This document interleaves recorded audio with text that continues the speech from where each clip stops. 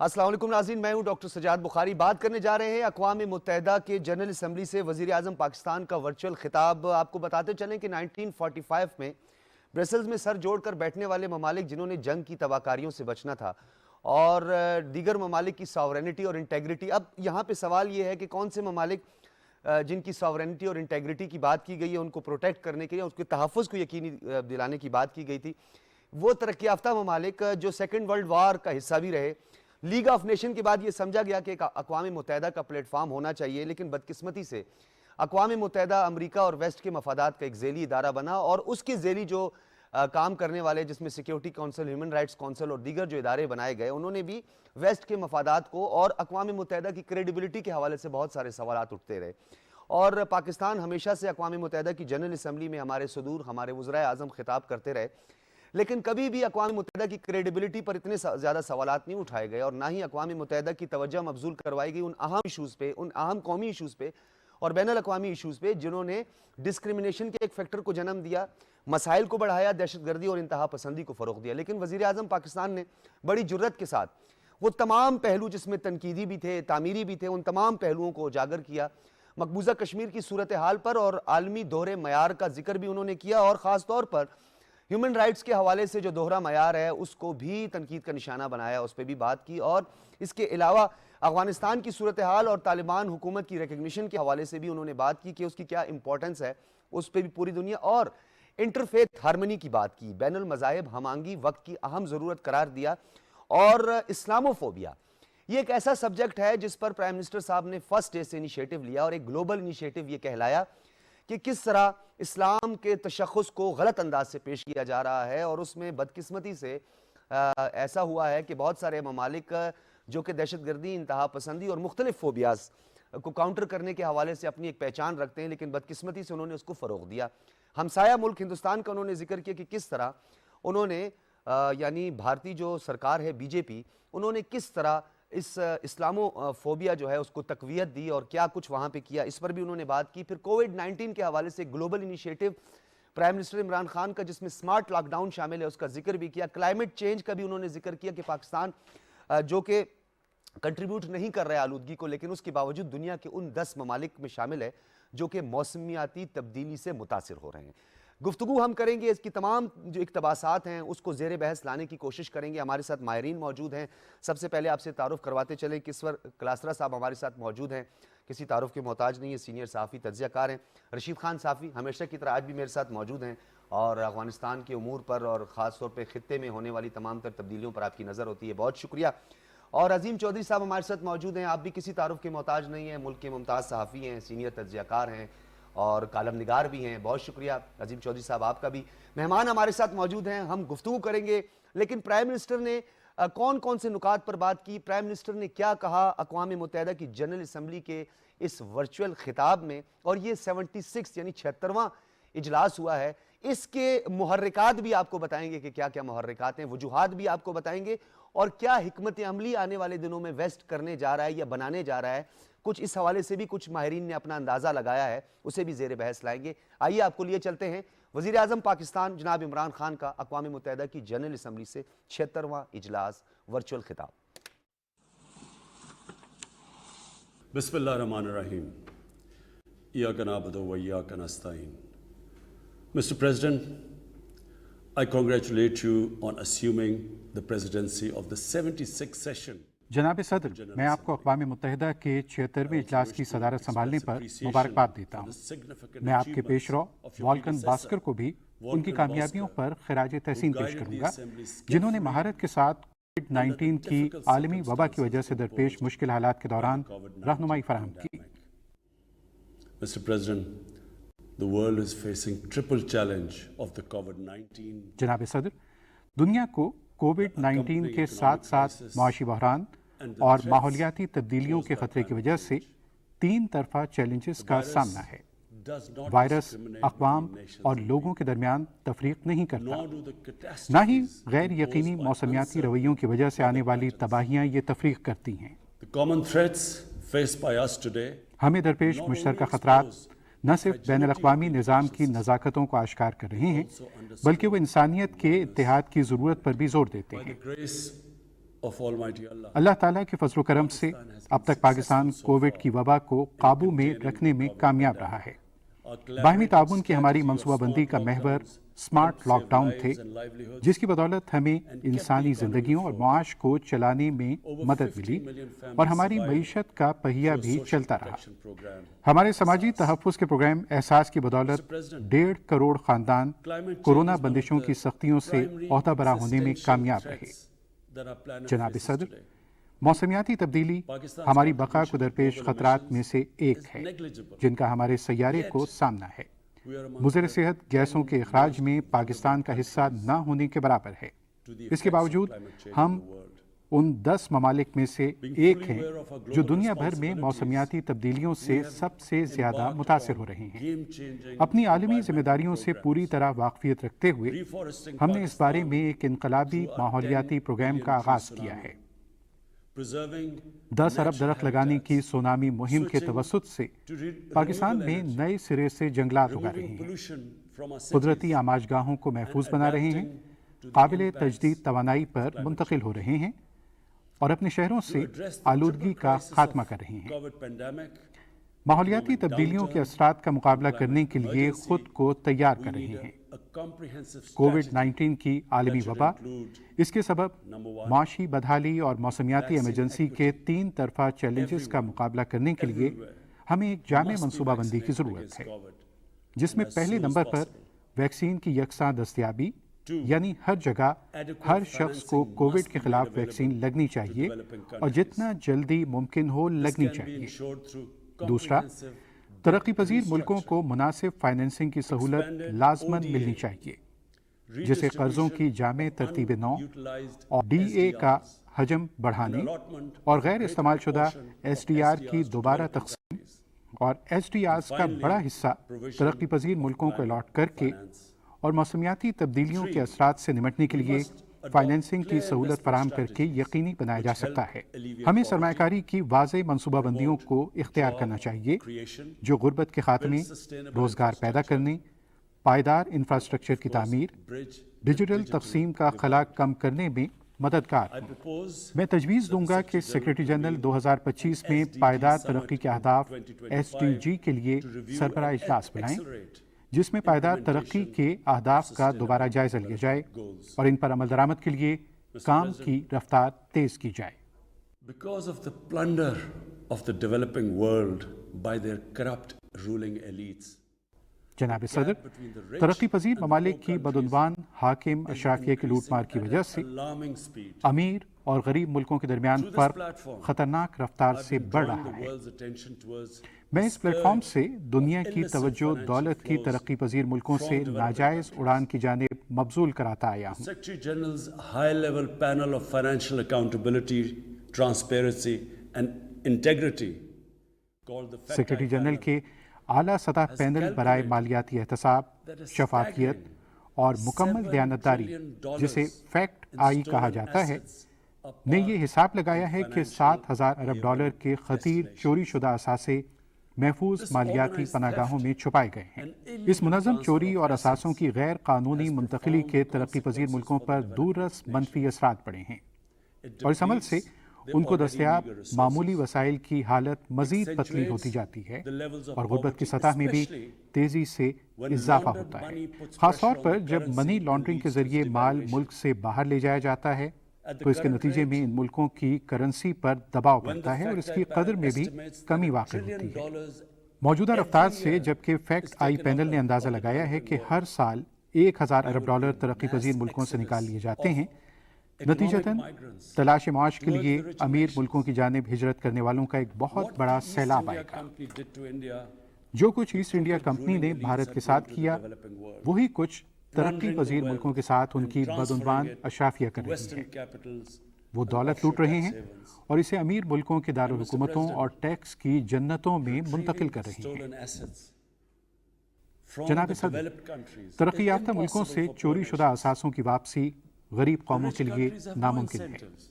امیر ملکوں کے لیے نہ کوئی کشش ہے اور نہ ہی کوئی مجبوری کہ وہ یہ غیر قانونی طور پر کمائی ہوئی دولت واپس لوٹائیں۔ غیر قانونی طور پر حاصل شدہ یہ دولت ترقی پذیر ملکوں کے عوام کی I ملکیت ہے۔ foresee in the not too distant future میں دیکھ سکتا ہوں کہ مستقبل قریب میں ایک وقت آئے گا کہ جب امیر ملکوں کو ان غریب ملکوں سے معاش کے لیے بڑی تعداد میں ہجرت کرنے والوں کو روکنے کے لیے دیواریں تعمیر کرنا پڑ جائیں گی۔ I fear a few مجھے خوف ہے کہ غربت کے سمندر میں in the sea چند of poverty امیر جزیرے will ویسے also ہی ایک turn عالمی into a آفت کی global شکل اختیار کر لیں گے calamity جیسا like کہ climate موسمیاتی تبدیلی نے کی ہے۔ The لہٰذا General جنرل اسمبلی must کو take ٹھوس steps اقدامات کرنا ہوں گے meaningfully تاکہ پریشانی address اور اخلاقی تضادات کا this باعث deeply بننے والی disturbing and اس morally صورتحال سے repugnant عہدہ برا situation, ہوا جا سکے۔ naming and shaming the hidden غیر قانونی دولت کے destinations لیے موجود and ان developing جنتوں کا نام comprehensive لے کر legal انہیں شرمندہ framework کرنے کی ضرورت ہے to halt and اور ایک reverse جامع قانونی the فریم ورک illicit تشکیل دیا financial جائے flows جس سے are دولت کی most غیر critical قانونی اڑان کو actions روکا جائے to stop this اور grave اس دولت کو economic واپس injustice. لوٹایا جائے۔ اس And at a انتہائی بڑی minimum, معاشی ناانصافی کے the خاتمے کے لیے recommendations of the انقلابی Secretary اقدامات کی General's ضرورت fact-eye ہے۔ panel should be fully implemented. کم سے کم سیکرٹری جنرل کے فیکٹ آئی پینل کی سفارشات پر پوری طرح Islamophobia عمل کیا is جانا another چاہیے۔ pernicious جناب صدر، phenomena اسلاموفوبیا that we ایک اور all ایسا need to collectively خوفناک combat. رجحان ہے جس کا ہم سب کو مل In کر the مقابلہ aftermath of کرنا the ہے۔ 9/11 terrorist 9/11 attacks, کے دہشت گردی کے حملے کے بعد سے terrorism has been associated کچھ with حلقوں کی Islam جانب by سے some quarters. دہشت گردی کو اسلام This سے has جوڑا جاتا increased رہا the ہے۔ tendency of اس سے دائیں right-wing, بازو کے xenophobic and خوفناک اور violent پرتشدد nationalist قومیت پرستی کے extremists رجحانات میں and terrorist اضافہ groups ہوا، to target جس کے Muslims. سبب انتہا UN پسند اور دہشت Global گرد گروہ Counter-Terrorism مسلمانوں کو Strategy نشانہ has بنا رہے ہیں۔ recognized these emerging threats. General assembly کی عالمی دہشت گردی کے خلاف پیش بندی نے ان ابھرتے ہوئے خطرات کو تسلیم On these کیا ہے۔ new threats of ہمیں terrorism امید ہے posed by کہ سیکرٹری جنرل کی Islamophobes report in Islam and مخالف right-wing رجحانات اور extremists. دائیں بازو کے انتہا پسندوں I کی call on the جانب سے Secretary پیدا General کردہ to convene a global دہشت گردی کے dialogue نئے خطرات on کا countering احاطہ کرے the گی۔ rise of Islamophobia. میں سیکرٹری جنرل سے Our اپیل کرتا parallel ہوں کہ وہ efforts at اسلام و the فوبیا same کا time تدارک کرنے کے لیے should بین be to الاقوامی promote interfaith مکالمہ شروع harmony, کروائیں۔ and they should continue. ساتھ ہی ہمیں بین المذاہب ہم آہنگی کے فروغ کے لیے متوازی کوششیں جاری The رکھنی worst and چاہیے۔ most pervasive form of Islamophobia now rules India. جناب صدر، اس وقت اسلام و فوبیا کی سب سے خوفناک اور بھیانک شکل بھارت میں پنجے گاڑے ہوئے ہے۔ فاشسٹ RSS BJP حکومت کی جانب سے پھیلائے گئے نفرت سے بھرے ہندوتوا نظریات نے بھارت میں بسنے والے 20 کروڑ سے زائد مسلمانوں کے خلاف خوف اور تشدد کی ایک لہر جاری کر رکھی ہے۔ گو ماتا کے جیالوں نے جتھوں کی صورت میں مسلمانوں کے قتل عام کا سلسلہ جاری رکھا ہوا ہے۔ وقفے وقفے سے منظم قتل و غارت کا یہ سلسلہ جاری ہے، جیسا کہ نئی دلی میں گزشتہ برس ہوا۔ شہریت کے امتیازی قوانین جن کا مقصد بھارت کو مسلمانوں سے پاک کرنا ہے اور بھارت بھر میں مساجد کو شہید کرنے کی مہم اور اس کی اسلامی تاریخ اور ورثے کو مٹانے کی کوششیں جاری ہیں۔ نئی دلی نے ایک ایسے راستے کا انتخاب کیا ہے جسے وہ بدقسمتی سے جموں کشمیر کے قضیے کا حتمی حل قرار دیتا ہے۔ بھارت نے 5 اگست 2019 سے مسلسل یک طرفہ اور غیر قانونی اقدامات شروع کر رکھے ہیں۔ اس نے 9 لاکھ قابض فوج کے ذریعے خوف کی ایک لہر جاری کر رکھی ہے۔ اس نے سینئر سیاسی رہنماؤں کو جیلوں میں ڈال رکھا ہے، میڈیا اور انٹرنیٹ پر پابندی لگا رکھی ہے، پرامن مظاہروں کو پرتشدد کارروائیوں کے ذریعے دبایا ہوا ہے۔ 13,000 کشمیریوں کو اغوا کر کے ان میں سے سینکڑوں کو تشدد کا نشانہ بنایا گیا۔ اس نے جعلی پولیس مقابلوں میں سینکڑوں کشمیریوں کو قتل کیا اور اجتماعی سزائیں دینے کی روش اپنائی ہوئی ہے، جس میں پورے گاؤں اور مضافاتی علاقے تباہ کر دیے جاتے ہیں۔ حال ہی میں ہم نے ایک تفصیلی ڈوزیر جاری کیا ہے جس میں منظم اور بڑے پیمانے پر انسانی حقوق کی خلاف ورزیوں کی نشاندہی کی گئی ہے۔ اس جبر کے ساتھ ساتھ مقبوضہ علاقے کی آبادی کا تناسب بدلنے کی کوششیں بھی جاری ہیں۔ کوشش کی جا رہی ہے کہ اسے مسلم اکثریتی علاقے سے مسلم اقلیتی علاقے میں بدل دیا جائے۔ بھارتی کارروائیاں اقوام متحدہ کی جموں کشمیر کے بارے میں سلامتی کونسل کی قراردادوں کی صریحاً خلاف ورزی ہے۔ قراردادوں میں صاف وضاحت موجود ہے کہ اس قضیے کا حتمی فیصلہ اقوام متحدہ کی نگرانی میں کروائے گئے ایک شفاف اور آزادانہ استصواب رائے میں خطے کے عوام کو کرنا ہے۔ مقبوضہ جموں کشمیر میں بھارتی کارروائیاں بین الاقوامی قوانین برائے انسانی حقوق اور انسان دوست قوانین کی بھی خلاف ورزی ہیں، بشمول چوتھے جنیوا کنونشن کے تحت یہ جنگی جرائم اور انسانیت کے خلاف جرائم کے زمرے میں آتی ہیں۔ Very unfortunate that the world's approach to violations of human rights lack even-handedness. یہ بدقسمتی ہے کہ دنیا کا انسانی حقوق کی خلاف ورزیوں کے حوالے سے رویہ مساویانہ نہیں ہے۔ اکثر بڑی طاقتوں کو علاقائی سیاسی معاملات اور کاروباری مفادات مجبور کر دیتے ہیں کہ وہ اپنے دوست ممالک کی خلاف ورزیوں سے صرف نظر کر جاتے ہیں۔ Such double standards, and the most glaring in case of India, where this RSS-BJP regime R S S B J P کی حکومت کو انسانی حقوق کی پامالی کی کھلی چھٹی دی گئی ہے۔ most recent example of Indian barbarity بھارتی بربریت کی تازہ ترین مثال عظیم کشمیری رہنما سید علی گیلانی ہیں، جن کی میت کو ان کے خاندان سے زبردستی چھین لیا گیا۔ denying him a proper Islamic funeral انہیں ان کی خواہش کے مطابق اسلامی طریقہ کار کے مطابق تدفین کے حق سے بھی محروم رکھا گیا۔ یہ کارروائی، جس کا کوئی اخلاقی یا قانونی جواز نہ تھا، بنیادی انسانی حقوق کی شائستگی کے خلاف ہے۔ میں جنرل اسمبلی سے کہتا ہوں کہ وہ سید علی شاہ گیلانی کی باقیات کی باقاعدہ اسلامی روایات کے مطابق شہداء کے قبرستان میں تدفین کا مطالبہ کرے۔ Pakistan desires peace with India as with all جناب صدر، پاکستان اپنے دیگر ہمسایوں کی طرح بھارت کے ساتھ بھی امن کا خواہش مند ہے، لیکن جنوبی ایشیا میں پائیدار امن کا دار و مدار جموں کشمیر کے مسئلے کا اقوام متحدہ کی سلامتی کونسل کی متعلقہ قراردادوں اور جموں کشمیر کے عوام کی خواہشات کے مطابق حل ہونے میں ہے۔ understanding along the line of control. گزشتہ فروری میں ہم نے کنٹرول لائن پر جنگ بندی کے 2003 کے معاہدے کا اعادہ کیا۔ امید یہ تھی کہ اس سے دلی میں حکمت عملی پر دوبارہ غور و خوض ہوگا، لیکن افسوس سے کہنا پڑتا ہے کہ بی جے پی کی حکومت نے کشمیر میں مظالم کی انتہا کر دی۔ وہ اس بربریت سے ماحول کو بگاڑنے کی کوششوں میں مصروف ہے۔ اب یہ بھارت کی ذمہ داری ہے کہ وہ پاکستان کے ساتھ بامقصد اور نتیجہ خیز مذاکرات کے لیے سازگار ماحول بنائے، اور اس کے لیے بھارت کو لازماً یہ اقدامات کرنے کی ضرورت ہے۔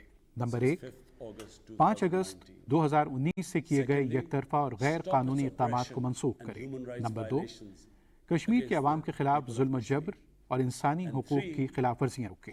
نمبر 3، مقبوضہ علاقے میں آبادی کے تناسب میں کی جانے والی تبدیلیوں کو روکے اور منسوخ کرے۔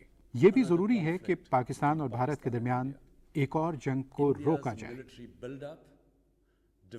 بھارت کی فوجی تیاری، جدید جوہری ہتھیاروں کی تیاری اور عدم استحکام پیدا کرنے والی روایتی صلاحیتوں کا حصول دونوں ملکوں کے درمیان موجود ڈیٹرنس کو بے معنی کر سکتا ہے۔ And now, Mr. President, I want to talk about Afghanistan. جناب صدر، اب میں افغانستان کے بارے میں بات کرنا چاہتا ہوں۔ کسی وجہ سے افغانستان کی موجودہ صورتحال، یعنی وہاں ہونے والی تبدیلی کے حوالے سے امریکہ اور یورپ میں بعض سیاستدان پاکستان پر الزام تراشی کرتے رہے ہیں۔ اس پلیٹ فارم سے میں چاہتا ہوں کہ سب جان لیں کہ جس ملک نے افغانستان کے علاوہ سب سے زیادہ نقصان اٹھایا ہے وہ پاکستان ہے۔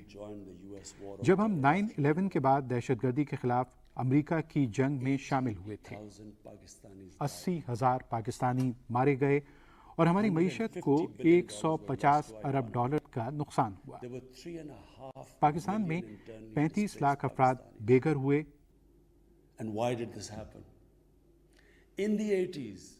اور یہ کیوں ہوا؟ 80 کی دہائی میں افغانستان پر غیر ملکی قبضے کے خلاف جنگ میں پاکستان صف اول میں تھا۔ Pakistan and the United States trained mujahideen groups to fight for the liberation of Afghanistan. Pakistan اور امریکہ نے افغانستان کی آزادی کے لیے مجاہدین کو تربیت دی۔ دنیا بھر سے مجاہدین گروپوں، افغان مجاہدین اور القاعدہ کو ہیرو سمجھا جاتا تھا۔ President Ronald Reagan invited them to White House in 1983. امریکی صدر رونالڈ ریگن نے 1983 میں ان کو وائٹ ہاؤس میں دعوت دی۔ ایک نیوز رپورٹ کے مطابق انہوں نے ان کا موازنہ امریکہ کے بانیوں کے ساتھ کیا تھا۔ وہ ہیرو تھے۔ 1989 میں सोवियत यूनियन अफगानिस्तान से चला गया और इसी तरह अमरीकी भी अफगानिस्तान को छोड़ गए। पाकिस्तान को 50 लाख अफगान पनाह गुज़ीनों के साथ तन्हा छोड़ दिया गया।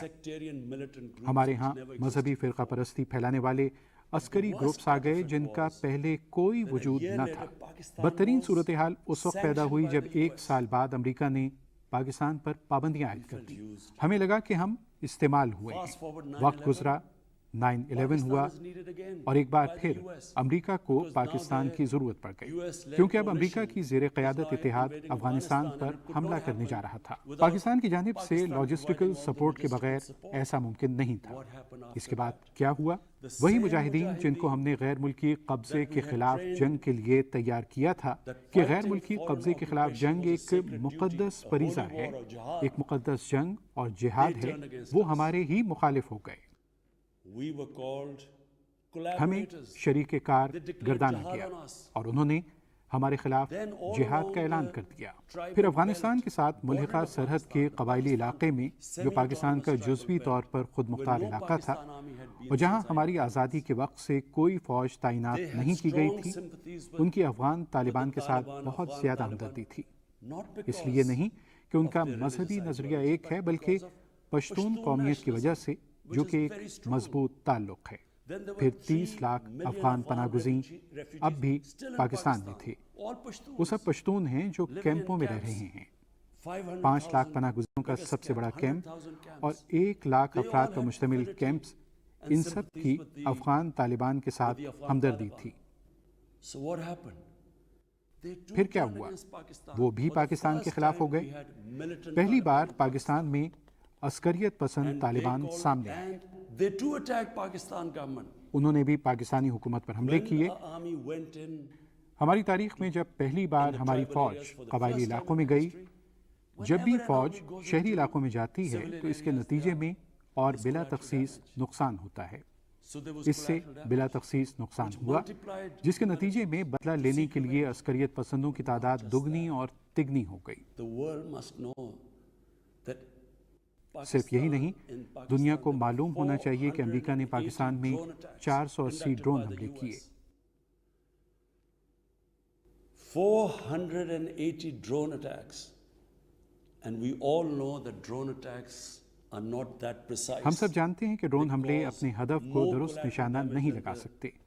वो इन अस्करियत पसंदों के मुकाबले में जिनको वो निशाना बना रहे होते हैं, ज्यादा इज्तिमाई नुकसान करते हैं।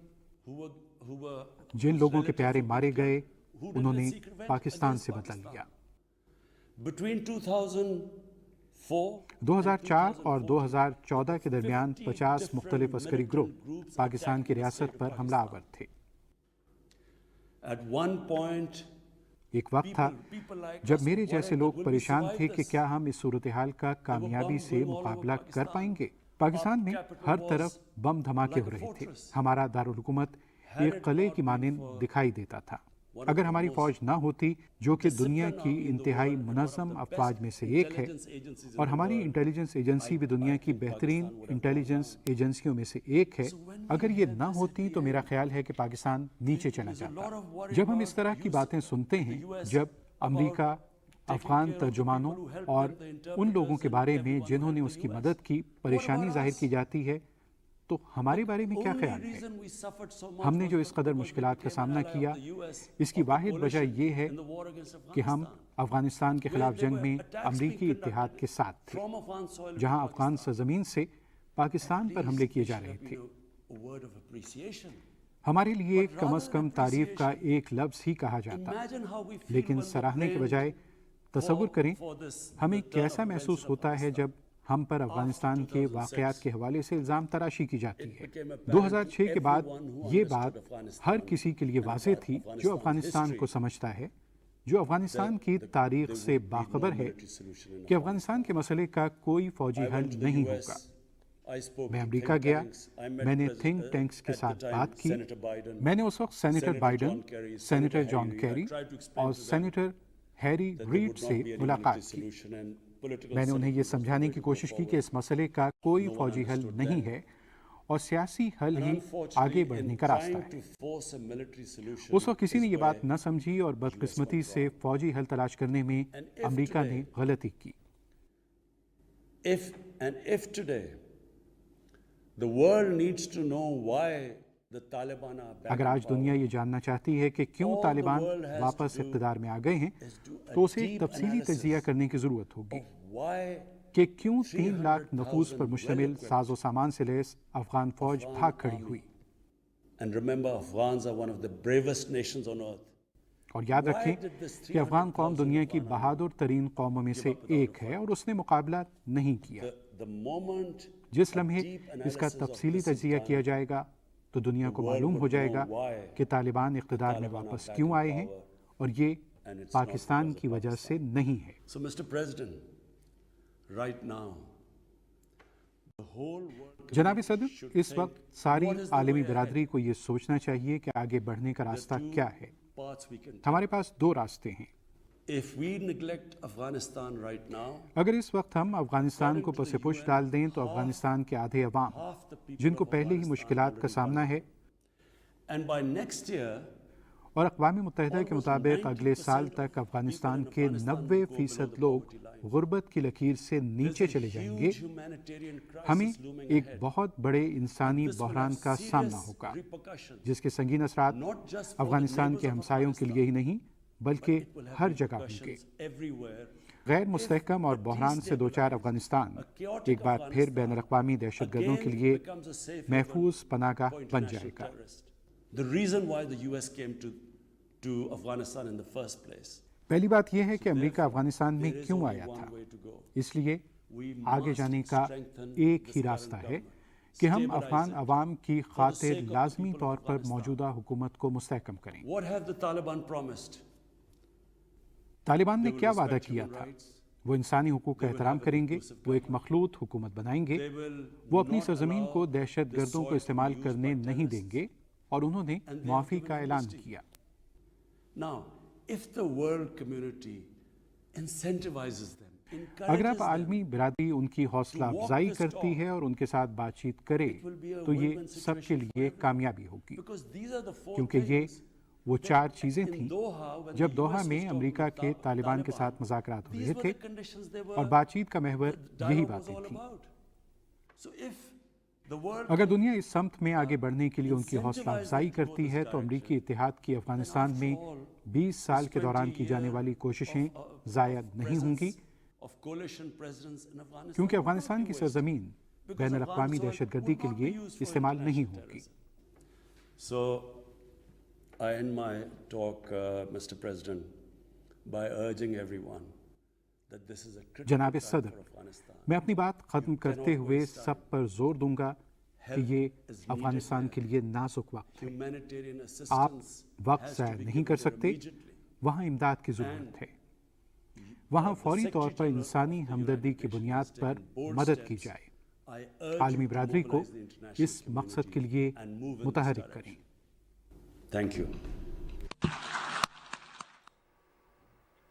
ویلکم بیک ناظرین، وزیر اعظم پاکستان کا ورچوئل خطاب آپ نے سنا اور کس طرح انہوں نے واضح الفاظ میں اقوام متحدہ کی کریڈیبلٹی پر، ان کی ذمہ داریوں پر بھی سوال اٹھایا۔ عظیم چوئی صاحب، کیونکہ ہم نے اس کے بہت سارے چیدہ نکات پہ بات کرنی ہے تو سب سے پہلے آپ کی طرف آئیں گے، بتائیے گا اقوام متحدہ کے قیام سے لے کر اب تک جو اس کو ذمہ داریاں سونپی گئی تھی یا جو اس کے قیام کا مقصد تھا، کیا وہ مقصد میں اپنے کامیاب ہوئے ہیں یا صرف ناکامیاں ہی دیکھی ہیں اقوام متحدہ نے؟ سر بہت شکریہ ڈاکٹر صاحب۔ اقوام متحدہ جن لوگوں نے بنائی تھی، جن کی مجبوری تھی بنانا، ان کے فوائد کے لیے آج بھی موجود ہے۔ امریکہ سب سے بڑا ڈونیشن دینے والا ملک ہے، وہ ڈکٹیٹ کرتا ہے پوری کی پوری اقوام متحدہ کو۔ نہ پریزیڈنٹ اس کی مرضی کے خلاف لگ سکتا ہے، نہ سیکرٹری جنرل اس کی مرضی کے خلاف لگ سکتا ہے۔ اب تک مسلم دنیا کا تو کوئی مسئلہ انہوں نے حل نہیں کیا، وہ اسرائیل کا مسئلہ ہو، وہ کشمیر کا مسئلہ ہو، وہ پاکستان انڈیا ریلیشنز کا معاملہ ہو، وہ مشرقی پاکستان کے سانحہ کا وقت ہو، وہ کویت عراق کا معاملہ ہو، وہ ایران کویت کا معاملہ ہو، یمن کا معاملہ ہو، سعودی عرب کا معاملہ ہو، ترکی شام کا معاملہ ہو، کہیں اقوام متحدہ مسلم دنیا کی مدد کے لیے تو نہیں آئی۔ لیکن اس کے باوجود یہ ہمارے لیے ضروری ہے اور پاکستان کی ریاست کے لیے اور وزیر اعظم کے لیے بہت ہی ضروری ہے کہ وہ دنیا کی آنکھیں کھولنے کے لیے اس پلیٹ فارم پر جا کر وہ سب کچھ کہیں جو ان کو کہنا چاہیے، جو ہمارے ارد گرد ہو رہا ہے اور جس سے ہم متاثر ہو رہے ہیں یا وہ جس سے دنیا متاثر ہو سکتی ہے۔ انہوں نے کل جو گفتگو کی رات، اس میں انہوں نے بہت اپنے پرانے موقف کا اعادہ کیا کہ افغانستان کا حل سیاسی اور ڈائیلاگ کے ذریعے ہو سکتا ہے، اور اگر کوئی جنگ کی صورت میں وہاں حل کرنا چاہے تو اس کا کوئی علاج نہیں ہے۔ اور چوہدری صاحب انہوں نے ایک بات اور بھی بڑی اہم کی، انہوں نے اقوام متحدہ کے سیکرٹری جنرل انتھونیو کو یہ اشارہ دیتے ہوئے بھی بتایا، انہوں نے کہا کہ اسلامو فوبیا کے لیے ایک عالمی سطح پر مکالمے کی ضرورت ہے، جس میں انہوں نے ڈائریکٹ ان کو اگر آپ مخاطب۔ اجازت دیں تو میں گزارش کروں۔ جی افغانستان کے حوالے سے دنیا اس وقت سخت پریشان ہے اور دنیا کے کسی ملک نے ان کو تسلیم نہیں کیا۔ اندر کی کیا صورتحال ہے اس کی پوری خبر تو باہر ابھی آ نہیں رہی، لیکن وہ آنا شروع ہو جائے گی۔ اور یہ جو پچھلے دنوں ایس سی او کا بھی تھا اور پاکستان میں مختلف انٹیلیجنس ایجنسیز کے ہیڈ اکٹھے ہوئے تھے اور پاکستان نے اس بات کا اعادہ کیا کہ تمام مکاتب فکر کے لوگوں کو حکومت میں شامل کیا جائے، اور دنیا کو یہ وہ باور کروانے کی کوشش کر رہے تھے کہ اگر آپ افغانستان کی مدد نہیں کریں گے تو ایک نیا بھوچال آنے کا امکان پیدا ہوگا۔ ٹھیک ہے، وہاں تعلیم کے معاملات ہیں، صحت کے معاملات ہیں، خوراک کے معاملات ہیں، انفراسٹرکچر کے معاملات ہیں۔ 40 سال وہ جنگ کی حالت میں رہے، خوف کی حالت میں رہے، ابتلا میں رہے، اور کرتا دھرتا پہلے روس تھا اور اب امریکہ ہے۔ امریکہ اور روس کو اپنی ذمہ داریاں پوری کرنی چاہیے، اور ہم ان کے ہمسائے کے طور پر سب سے زیادہ متاثر ہوئے ہیں۔ ٹھیک ہے، امریکہ میں ایک ان کا فوجی اگر کسی جگہ پر مر کے چلا جائے تو پورے امریکہ میں کوہرام مچا ہوا ہوتا ہے۔ ہمارے ہاں 80,000 لاشیں تو صرف افغانستان کی وجہ سے اٹھائی گئیں۔ کون سا محلہ، کون سا شہر، کون سا گاؤں ایسا ہے جہاں لاش نہیں گئی؟ ہم تو سب سے زیادہ سفر کیے ہوئے ہیں، اور ہم پر الزام دینا یہ نہایت ہی شرمناک پہلو ہے۔ افسوسناک اور پہلو ہے، بالکل۔ افغانستان کے حوالے سے ہم سے زیادہ فیسیلیٹیٹ کس نے کیا یا کون کر سکتا ہے؟ اقوام متحدہ کو آنکھیں کھول کر دیکھنا چاہیے۔ ویری ریسنٹلی، ابھی 2 دن پہلے ہی ترکی کے پریزیڈنٹ نے بھی تقریر کی اور انہوں نے بھی امریکہ پر تنقید کی کہ امریکہ اپنا وہ کردار ادا نہیں کر رہا، وہ توازن پیدا نہیں کر رہا، وہ دہشت گردی کو ختم نہیں کر رہا، بالکل، بلکہ دہشت گردوں کو ہتھیار دیتا ہے، ان کی مدد کرتا ہے۔ ٹھیک ہے، افغانستان اب مزید کسی دہشت گردی کا یا ہم کسی دہشت گردی کا شکار ہونا نہیں چاہتے، اور ہم ہوں تو ہم اس میں سے بچ نہیں سکیں گے۔ لہذا ہمارے لیے تو بہت ہی احتیاط کی ضرورت ہے، اور ہم اس احتیاط کے طور پر دنیا کو یہ باور کرانے کی کوشش کر رہے ہیں کہ اگر ہمارے لیے خطرہ ہے تو آپ لوگ بھی اس میں سے بالکل، بچ نہیں سکیں گے۔ بالکل آپ نے صحیح کہا۔ رشید صافی آپ کی طرف آؤں گا، یہ بتائیے گا کہ جس طرح پرائم منسٹر صاحب نے افغانستان کی جو زمینی حقائق کو سامنے رکھتے ہوئے انہوں نے کہا کہ 480 ڈرون حملے ہوئے، ان ڈرون حملوں کے نتیجے میں جو ان کے لواحقین تھے انہوں نے پاکستان سے بدلہ لینے کی ٹھان لی، پھر انہوں نے خودکش دھماکے یہاں پہ کیے، پھر انہوں نے ذکر کیا 80,000 جانوں کا، اور $150 بلین جو ہیں وہ بھی ہم نے خرچ کی۔ 50 دہشت گرد تنظیمیں جو ہیں وہ پاکستان پر حملہ آور تھی۔ اتنا کھل کر انہوں نے افغانستان کے حوالے سے انہوں نے کہا فوری امداد کی فراہمی یقینی بنائی جائے، ورنہ اگلے سال تک 90% افراد جو ہے خط غربت تک پہنچ جائیں گے، اس کی لکیر سے نیچے ہوں گے۔ تو بین الاقوامی دنیا کو توجہ دلاؤ، نوٹس کہہ سکتے ہیں ہم اس بات سے؟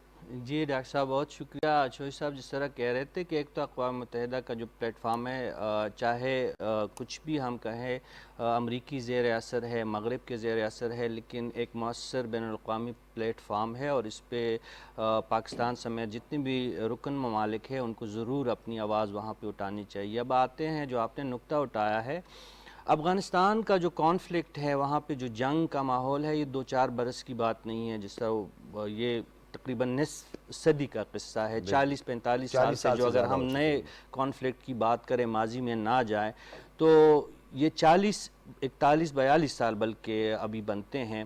اس دوران براہ راست اگر افغانی عوام کے بعد کوئی ملک یا عوام متاثر ہوئے ہیں تو آپ جانتے ہیں کہ وہ پاکستان ہی ہیں۔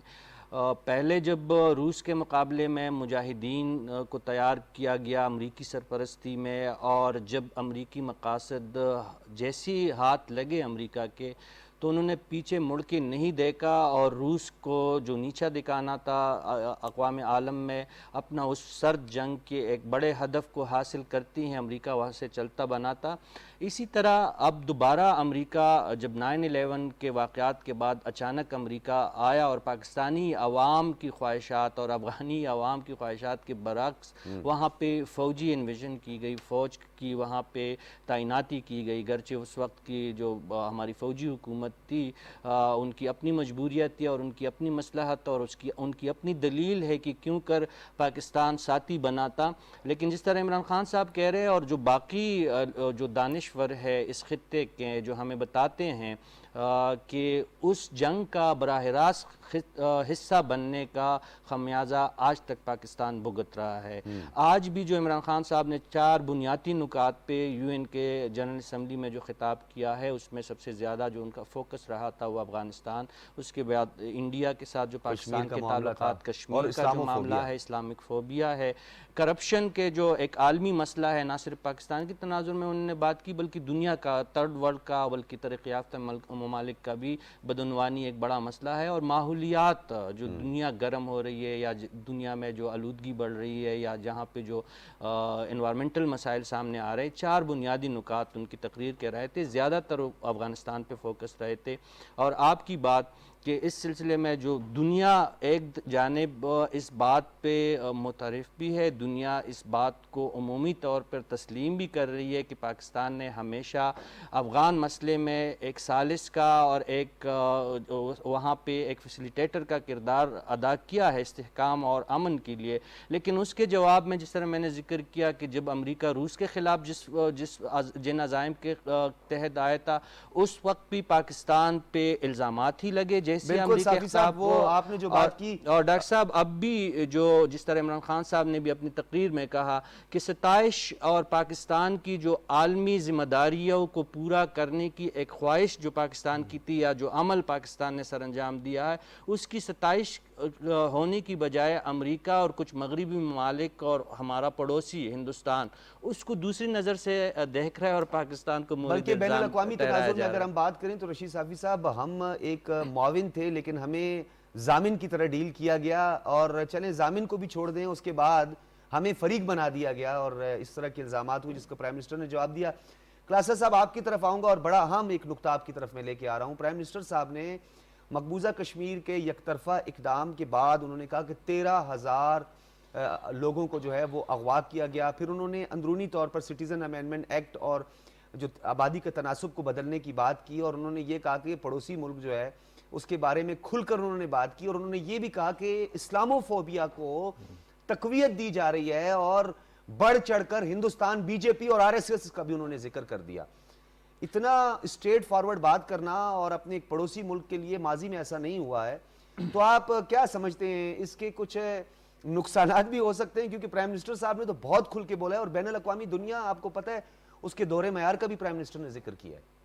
ڈاکٹر صاحب میں آپ کو بتاؤں کہ اس سے پہلے ہم سنتے تھے پاکستان میں جب سے ہم نے ہوش سنبھالا ہے کہ پرائم منسٹر ذوالفقار علی بھٹو کی جو اسپیچ تھی یونائٹڈ نیشن جنرل اسمبلی میں آج تک کوٹ کرتے تھے، لیکن کل جو پرائم منسٹر عمران خان نے جو اسپیچ کی ہے، میرا خیال ہے کہ اس وقت لوگ یہ باتیں کریں کہ اتنی مدبرانہ دلیل کے ساتھ ایک ہوم ورک کے ساتھ ایسی اسپیچ پاکستان کے کسی پرائم منسٹر نے اتنے بڑے فورم پہ آج تک نہیں کی۔ اور میں آپ کو آرگومنٹ دیتا ہوں کہ کیسے جس طرح یہ کشمیر کی آپ بات کریں کہ کھل کے بولیں کشمیر کے اوپر، اور ایک چیز ایکسپوز کی، RSS کو کیا، اسلامو فوبیا کی آپ بات کر رہے ہیں تو انہوں نے کھل کے ایک بات کی ہے کہ اسلامو فوبیا صرف ویسٹ میں نہیں ہمارے پڑوس میں ہے۔ میں آپ کو تھوڑا سا بتاؤں، اتنی بے دردی سے جس طرح آسام میں ایک مسلمان کو مارا گیا، پوری دنیا میں کوئی لوگ سانپ کو بھی نہیں مارتے۔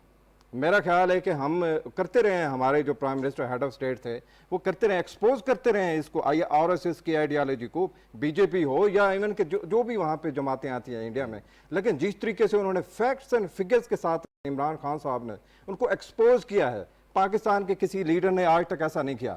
13,000 بندوں کی آپ نے بات کی ہے، یہ تو ہمارے فگرز ہیں، ہو سکتا ہے کہ یہ کم ہو۔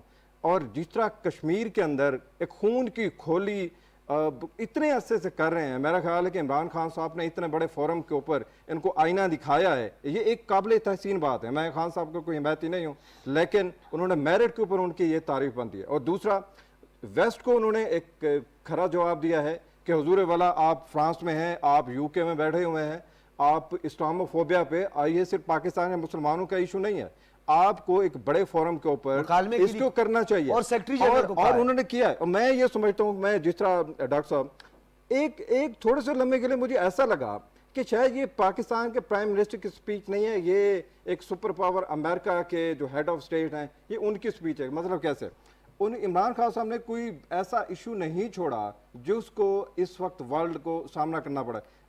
एनवायरमेंट, आपने देखा होगा 2-3 दिन पहले मेरे ख्याल है कि यूके जो प्राइम मिनिस्टर थे, पाकिस्तान और यूके का आपस में जो भी रिलेशन है उसको एक सर्वे करते हैं, उन्होंने तारीफ किया इनकी कि 10 बिलियन, मेरे ख्याल है कि अगर correct me if I am wrong, उन्होंने कहा कि इमरान खान साहब एक दुनिया को परेशान कर रहे हैं, 10 बिलियन ट्री लगा रहे हैं, उसका इम्पैक्ट बोरिस जॉनसन ने इस पे बड़ी तारीफ की। उसके बाद इस्लामोफोबिया को एक्सपोज करने में वेस्ट को जिस तरह आड़े हाथों लिया इन्होंने इंडिया को, और फैक्ट्स एंड फिगर के साथ, मेरे ख्याल में कि दुनिया के किसी वर्ल्ड लीडर ने आज तक, हमने सुनते हैं हम इसको अर्दगान साहब को, तैयब अर्दगान को, लेकिन इमरान खान साहब ने एक बगैर जज्बाती हुए मुद्दत आर्गूमेंट के साथ जो किया है कि मेरे ख्याल है कि उनकी बनती है। और बहैसियत पाकिस्तानी मेरा सर फख्र से बुलंदेगा, हमने सिर्फ पाकिस्तान के हमारे हेड ऑफ स्टेट ने बात नहीं की, इस्लाम की और इस्लामी उम्मा की उन्होंने बात की, और उम्मा को रिप्रेजेंट किया है, बिल्कुल। मेरा ख्याल है कि ये अच्छा चौधरी साहब, मैं आपकी तरफ आऊंगा। जिस तरह क्लासरा साहब भी ये बात कर रहे थे, इसमें बहुत सारी चीजें हैं। खास तौर पर उन्होंने ये आर्म रेस का भी उसमें दोबारा से जिक्र किया है, और उन्होंने कहा कि हमारा पड़ोसी मुल्क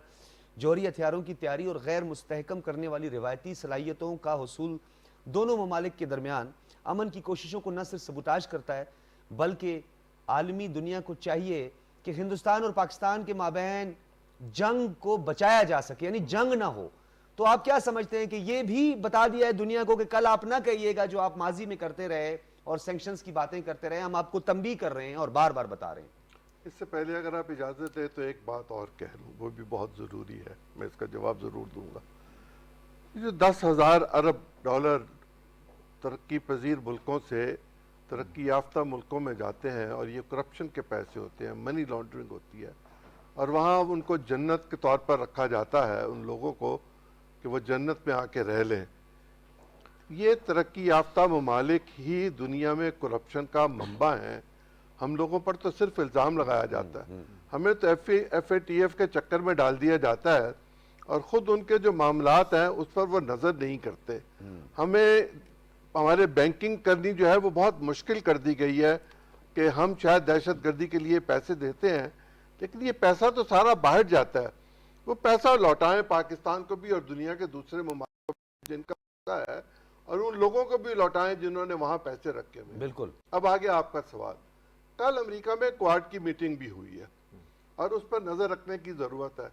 चीन के लिए वो रास्ता मुश्किल पैदा करना चाहते हैं, और पता नहीं वो कर सकेंगे कि नहीं कर सकेंगे, लेकिन इंडिया, हम वाज़े तौर पर कह चुके हैं, प्राइम मिनिस्टर ने भी कई दफ़ा कहा, पूरा पाकिस्तान ये कहता है कि इंडिया चीन का मुकाबला तो नहीं कर सकता। जो कुछ पिछले दिनों लद्दाख में हुआ वो हम देख चुके हुए हैं, वैसे भी हम सब जानते हैं, दुनिया जानती है, और चीन एक बहुत बड़ी ताकत बन गया।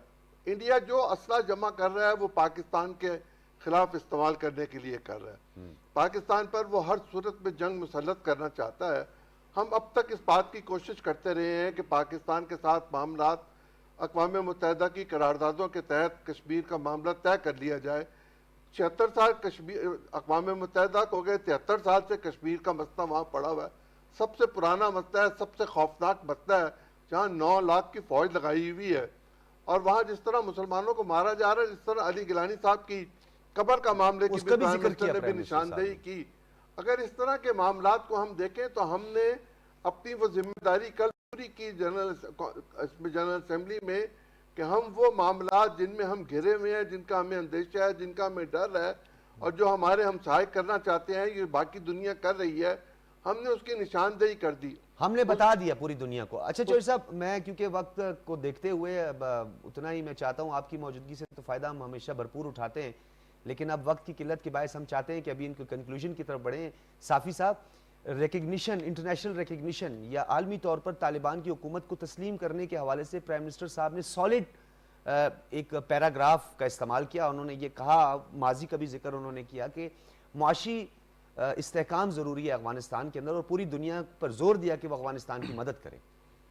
جی ڈاکٹر صاحب، یہ نہایت اہم نقطہ ہے، اور اس حوالے سے اتفاقاً آج ہی میری بات ذبیح اللہ مجاہد صاحب سے ہو رہی تھی، جو ترجمان ہے طالبان کے اور معاون وزیر اطلاعات ہے عبوری حکومت کے کابل میں۔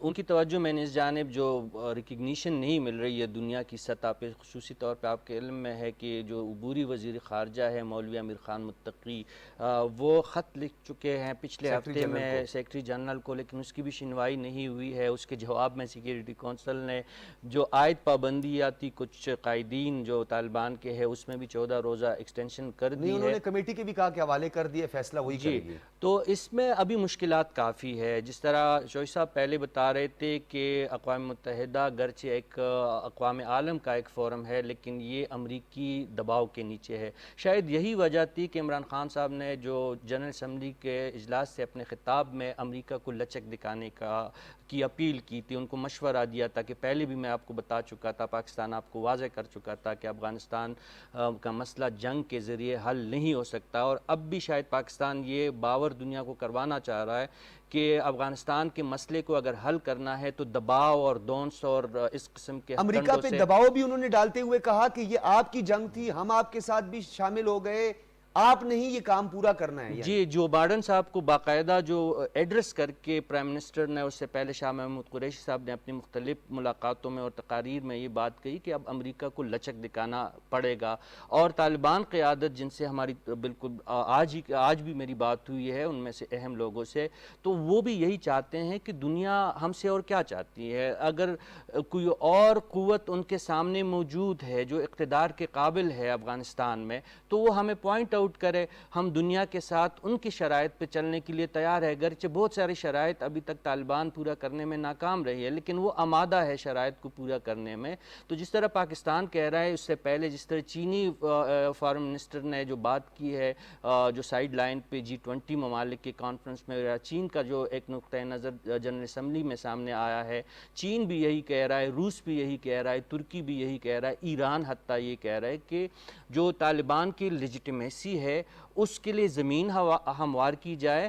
طالبان سے بھی یہ اپیل ان کے دوست ممالک، اور دوشنبے میں آپ کو یاد ہے کہ وزیر اعظم نے شاید اور اسٹیٹمنٹس کا بھی ذکر کیا کہ طالبان کی جانب سے بڑا خوش آئند ہے کہ انہوں نے انسانی حقوق کی بات بھی کی، خواتین کے حقوق کی بھی بات کی ہے۔ کلاسر صاحب آپ کی طرف آؤں گا، چوہدری عظیم صاحب نے بڑی ایک اہم بات کی ہے، کواد کی بات کی ہے، اوکس اب آپ کے سامنے آ گیا، آسٹریلیا ہے، UK اور امریکہ شامل ہو گئے ہیں، پھر G7 ایک چائنا کے لیے اسے کنٹین کرنے کے لیے ایک متحرک نظر آ رہا ہے۔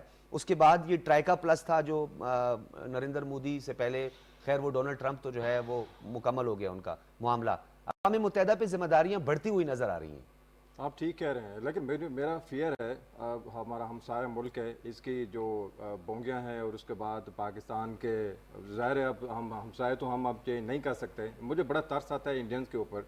اس سے پہلے بھی ایک دفعہ اس قسم کا ایک بلاک بنا تھا جس میں جاپان تھے، آسٹریلیا تھا، اور اس کے بعد انڈیا تھے، تو انڈیا کو یوز کیا گیا تھا۔ اب انڈیا سے بھی ایک ایسا ایک طبقہ سامنے آ رہا ہے جو اس فیئر کو بڑے کھل کے بات کر رہے ہیں کہ لگتا ایسا ہے کہ جاپان، آسٹریلیا اور اس کے بعد امریکن جو ہیں اپنے اس کے لیے استعمال کریں انڈینز کو، اور مجھے بھی یہی لگ رہا ہے۔ لیکن ایک چیز میں آپ کو بڑی واضح کر دوں، یہ جو بلاک بن رہا ہے چائنا کے خلاف، چائنا اس وقت سپر پاور ہے، ریالٹی ہے، اور اس کو کنٹین کرنا ان تینوں کے بس کی بات نہیں ہے۔ آپ یہ دیکھیں کہ اس نے کہاں کہاں ٹانگیں اڑائی ہوئی ہے امریکن سے۔